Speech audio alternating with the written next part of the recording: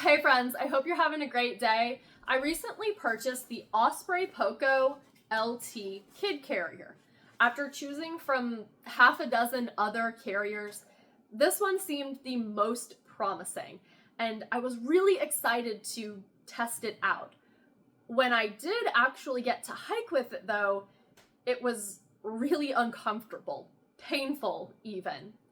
And this was the case with every hike I wore it on. There were a couple times in which, not even a mile in, I turned around because this carrier just hurt that much to wear. This was a little discouraging because these are such great pieces of gear. They should make getting outdoors with a little one an enjoyable experience, not something you have to grit your teeth and power through. I was also a little confused because across the board, the reviews for this product are very positive. Parents seem to be really pleased with it. In fact, one that really stood out was a dad who said that they have hiked literally hundreds of miles with this carrier. And so if I can't even get a mile down the trail with it, but other parents are saying that they can log mile after mile with it, maybe it's not the carrier, maybe it's me, maybe it's user error. I would consider myself an experienced hiker, but even I get it wrong now and then. So I did some research, kind of troubleshooting why your backpack or kid carrier hurts, some of those common pain points and a possible reason behind it. Then I put into practice what I found, and it made a world of difference. So today I want to share 4 reasons why your kid carrier might be hurting. Now, I am going to be focusing specifically on this version of the Osprey Poco carrier, but some of these tips, whatever you want to call them, also work with my Kelty Junction carrier, which is a really old extinct piece of gear with a completely different style. So some of the things that I share here may work for another brand or style of carrier. Just hopefully you can glean some kind of wisdom from this that will help you too, even if you're not using this exact type of kid carrier. So the first pain point or problem area I addressed was between the shoulders, kind of what I would call the wing, but right here. For me, it was on this side, but it can be both or either side. Now, this carrier does have an adjustable torso, but it's not like some of Osprey's backpacking packs, like the Atmos Aura, that is on a track that you can then lock in place with toggles. This has a Velcro panel to adjust your torso that you then move up or down. Something that I've noticed from using other Osprey packs with that Velcro torso adjustment is sometimes what will happen is when you put that panel back in place, it can either be kind of off kilter or pushed further to one side than the other. This is just something that can happen with that type of torso adjustment. The Velcro will get stuck in a funky position. And in this case, it was causing pain in my shoulder, specifically where what I'm calling the wing is. After making that adjustment, and obviously I didn't pull out a ruler, but kind of measured with my thumb to make sure there was an equal amount of space on each side and that top of the panel was as level as I could get it, there was no more pain. I wouldn't call this a mistake, but this is a really easy thing to miss, especially if you're sharing this carrier with a partner who has a completely different torso length than you.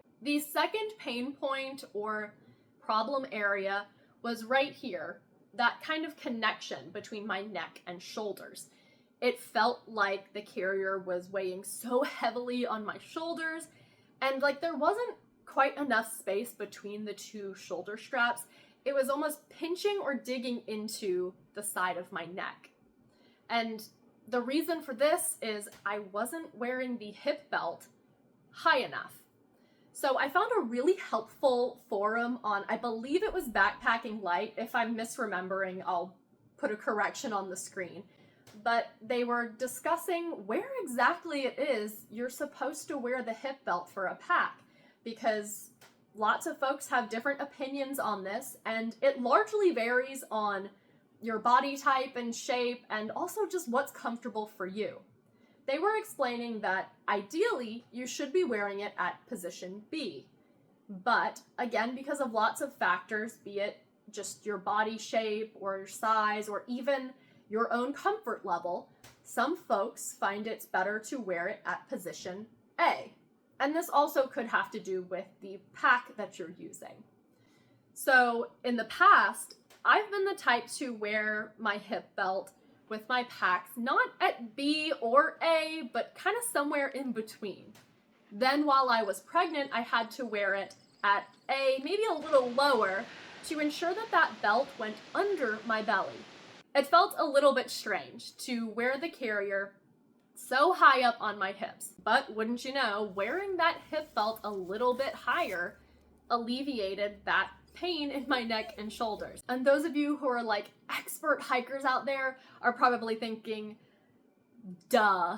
Again, like I mentioned, I was operating off of that knowledge from past experience and knowing that it wasn't comfortable with some of my other packs to wear it quite so high, and so that's what I put into practice with this carrier, and it turned out that I needed to get used to wearing it in a position that was a little higher than I was accustomed to. So that brings us to the third pain point or problem area, and that was the low back.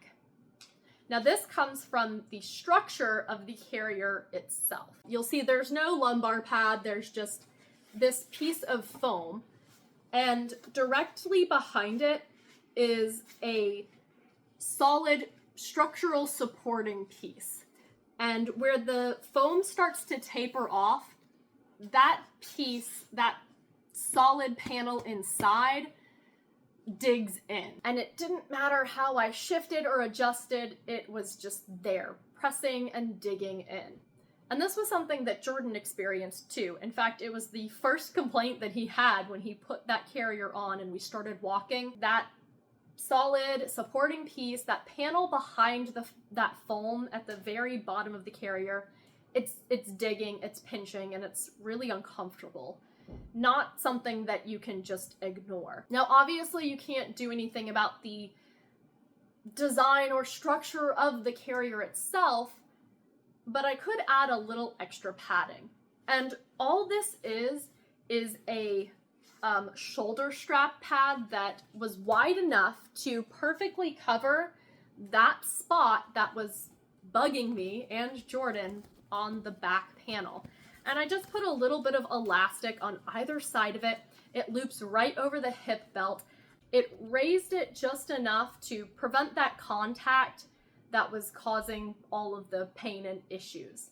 The fourth and final pain point or problem area has to do with my shoulders. And this doesn't matter which carrier I'm using, whether it's the Osprey, the Kelty, or even the Infantino soft structured carrier I reviewed a little while ago. This happens no matter what product I'm using, and it's because of my passenger. She likes to favor my left side for some reason. Yeah. She loves to lean over and look over my left shoulder to see past my head. Other than encouraging them to look on the other side to give the opposite one a break, I don't really have a solution for this one, but sometimes it just helps to understand why it's happening, even if there's nothing you can really do to fix it. It's just kind of a consequence of having sentient cargo. They're going to move and shift around inside that carrier and likely favor one side over another to try to see over you and see what's ahead on the trail. Kid carriers are an incredible gear item, and it would be such a shame to not be able to utilize that tool or that resource because of pain and discomfort. Hopefully you found something here useful, helpful, informative. Thank you so much for watching. I hope you have a great rest of your day, and I can't wait to see you again next time. Tracing my footsteps through the wind, back to a place where I could begin. Where do I go? Where